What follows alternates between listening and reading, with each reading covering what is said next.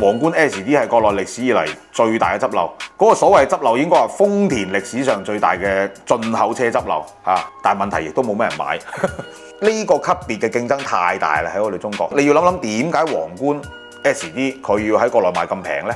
係因為佢知道，包括你咩 A6、5系啊，包括呢個 Benz 嘅 E 仔，咁啊全部都賣咁平。喂，大佬你一5系賣幾錢啊？賣廿零萬啊，係咪先 ？A6 賣幾多錢啊？都係廿零萬嘅咋。E 仔都係30多啲咋，係咪先？仲要係啲配置啊、豪華度各方面都係大滿配嘅。即係國內版嘅嗰啲 Benz、寶馬、奧迪嘅配置就比你國外高得多嘅，係嘛？更加唔好提，仲有啲再二線少少嘅咩，好似 S90嗰啲啦，咁啊先賣幾錢啊，大佬？所以你皇冠你賣30幾萬落地，哦，即係如果你高配成40萬㗎，你話佢好平咩？唔係好平㗎啦，真係。只不過相對於佢豐田其他車佢係平啫。咁另外仲有一樣嘢就係皇冠 SD。你一般普通嘅凡夫俗子，你真係唔會去買佢咯。